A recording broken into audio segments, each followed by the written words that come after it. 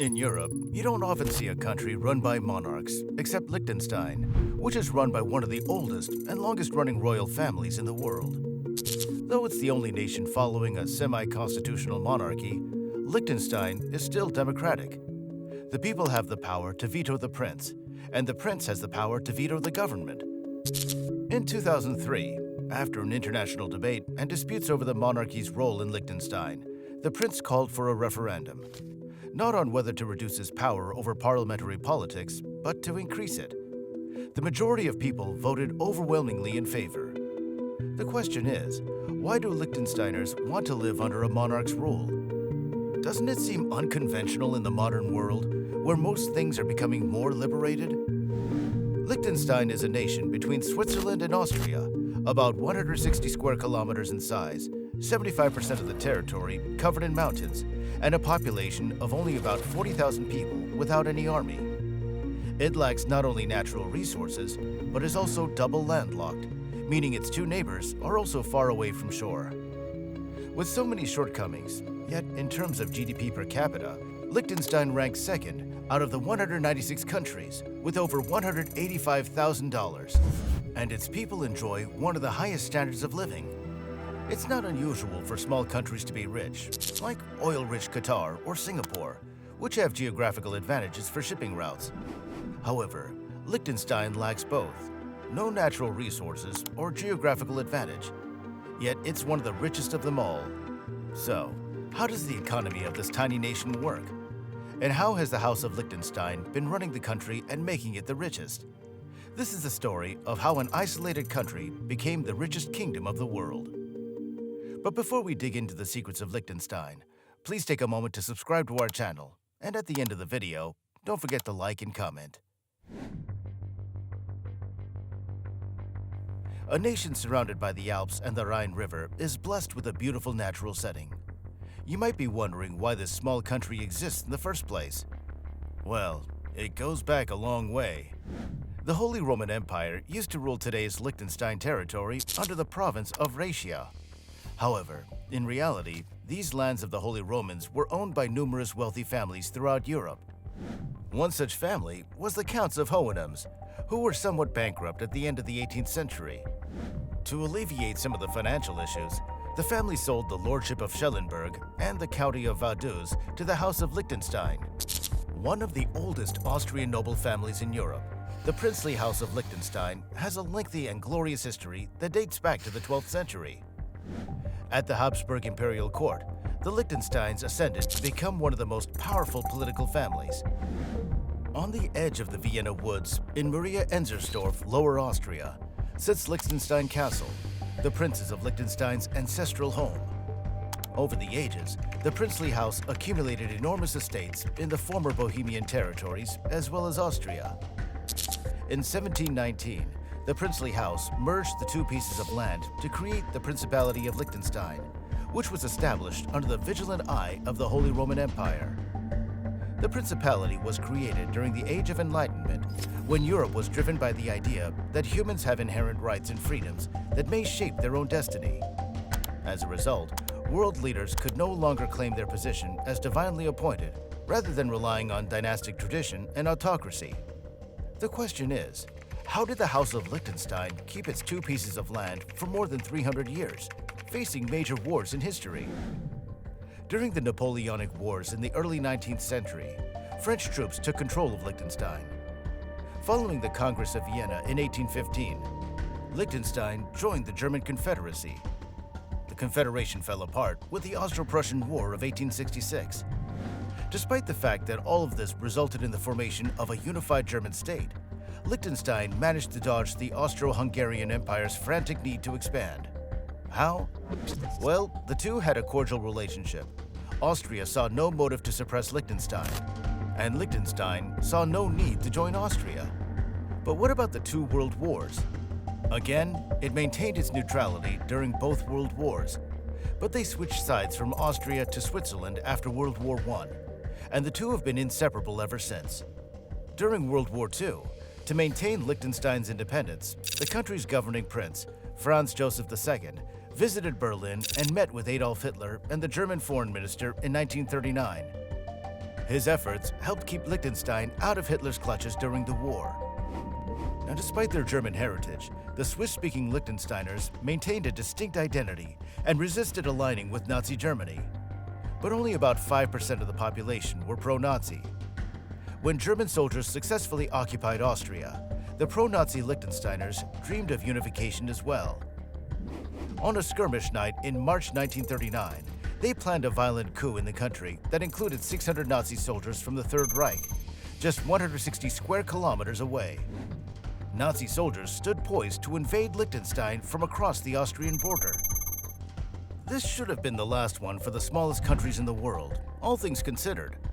But fortunately, and somewhat surprisingly, the Nazi leadership, possibly even Hitler himself, called off the invasion, and the ringleaders of the coup were apprehended late that night. With only hours to spare, Liechtenstein's independence was saved. During that period, Hitler was presumably satisfied with the hope that Liechtenstein would eventually voluntarily apply to become part of his empire. In a nutshell, thanks to a mixture of circumstances and blind luck, throughout history, it stayed out of everyone's business. Thus, everyone stayed out of its business. Up until the 19th century, Liechtenstein's economy was so fragile that it could barely sustain 8,000 people. It was poor and faced economic depression like other European nations until World War II. While other European nations were catching up with industrialization, the Liechtenstein economy was still dependent on agriculture. There was also a high unemployment rate, and many either emigrated or left the nation to work as seasonal workers abroad. However, things began to change when the Principality sought a close relationship with Switzerland through the Customs Treaty of 1923, the adoption of Swiss currency, and integration into the Swiss market. From the mid-1930s onward, a rising number of factories were built. In 1938, when Francis Joseph II became prince, the country underwent a remarkably rapid period of industrialization, building a robust manufacturing sector, especially in textiles, ceramics, metals, and machinery. Many of these remain in existence today. For example, Hilti, a mechanical engineering company started in 1941, is now world-renowned for its fascinating technology. In the 1950s, industries expanded dramatically, and immigration increased to recoup skilled labor shortages. Since the 1960s, Liechtenstein has had more foreign workers than citizens. It caused fear of foreign infiltration among the population. From 1962 on, the Principality started to strictly manage immigration, aiming to regulate the influx of newcomers and maintain the country's unique identity and stability. In the 60s and 70s, the prince's economic reforms spurred the country's economic growth, particularly the substantial reduction in corporate taxation. The prince followed the microstate approach adopted by Finland, Monaco, and Luxembourg. Thanks to globalization, there was a need for nations that would handle financial assets, drive high-quality innovation, and at the same time, be self-reliant in their education, healthcare, and standards of living. The world's sixth smallest nation fits well into that category. With a focus on banking and financial services, the country underwent industrialization and modernization, drawing many companies into the soil. And just like that, by the 1970s, Liechtenstein had become one of the richest countries in the world. Today, the prince is the world's fifth wealthiest and most powerful monarch, with an estimated wealth of $6.2 billion, making him the 380th richest person on Earth. One of the reasons the princely house could build so much wealth was because it acquired LGT. LGT was nothing but a small regional bank in Liechtenstein. The princely house took over the bank and guided it through the Great Depression and the Second World War. Today, it's one of the largest private banking and asset management companies, managing over $300 billion in assets. Currently, it's estimated that more than 19,000 businesses operate in the country, almost half of its citizens. Low business taxes of just 12.5% and easy corporation rules and regulations have caused many holding companies to establish nominal offices in Liechtenstein. They contribute 30% of state tax revenues. A business environment like that also attracts people who want to avoid taxes. To make the process even easier, the Principality is the first and only country in continental Europe to adopt the concept of trusts and foundations. A Liechtenstein foundation may be suitable for holding items such as paintings and cash for preservation and long-term family planning. The foundation is registered in the name of a Liechtensteiner. The identity of the founder or beneficiaries is never disclosed. Because Liechtenstein court cases are not public, unlike the rest of the world, where laws are used for public inspection. This set of laws made Liechtenstein a popular tax haven for ultra-wealthy individuals and businesses looking to avoid or evade taxes in their home nations. It's estimated that up to 5,000 British investors have placed approximately £3 billion in accounts and trusts in the country. Even furniture retailer IKEA contributed an estimated $11 billion to the Liechtenstein Registered Foundation. The most intriguing part is how much shady activities are going on inside those foundations. We might never know. Furthermore, Liechtenstein is one of the few European countries, along with Monaco and San Marino, that have not had a tax treaty with the United States. Since 2008, Liechtenstein has faced renewed international pressure, particularly from Germany and the US, to improve transparency in its banking and tax systems.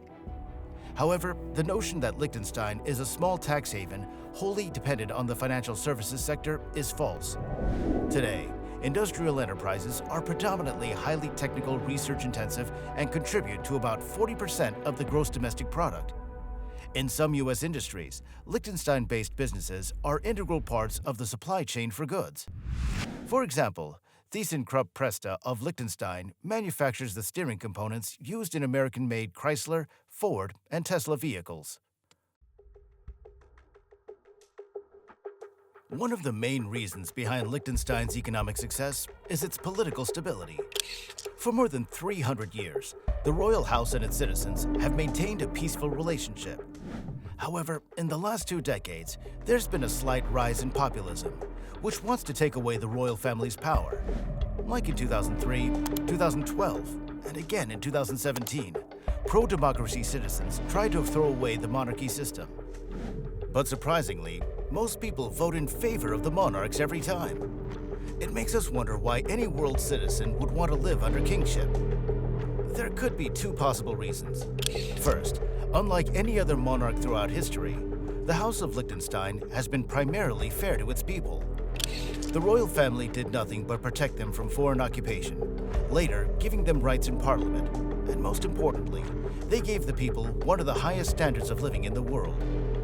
There were several dark and hard times when the prince could have given up this tiny nation, but didn't.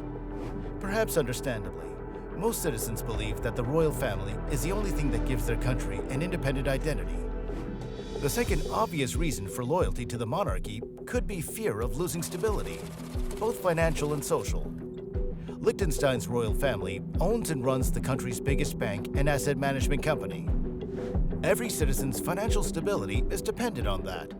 Not to mention, if the royal family feels threatened, they have the right to dissolve the government and dismiss parliament, and no judges can be appointed without the prince's approval. As long as they agree with the prince, they have democracy in Liechtenstein. Whether you like it or not, the bottom line is that this mix of monarchy and democracy creates the right balance for a small country like Liechtenstein. So what are the future prospects of this tiny nation? Will Liechtenstein still be able to take an independent path in the future and continue to find its own way in a changing world? Like any nation, Liechtenstein faces challenges. Declining economies, environmental problems, climate change, transportation, energy supply, social policy, and migration are areas of concern for the population. However, at present, Liechtenstein's biggest drawback is that it cannot participate as a global voice or leader for a cause that brings change to the world. As a microstate, it cannot be an EU member. To thrive in this changing world where geographic size and military strength become less significant, Liechtenstein must continue to leverage its unique strengths. Therefore, Liechtenstein's prospects depend on its ability to adapt to global trends while maintaining its distinct identity, fast decision-making, short official channels, and the ability to react flexibly to changes. If it continues to navigate this way, coupled with a stable political environment and a high standard of living, Liechtenstein is bound to thrive undoubtedly.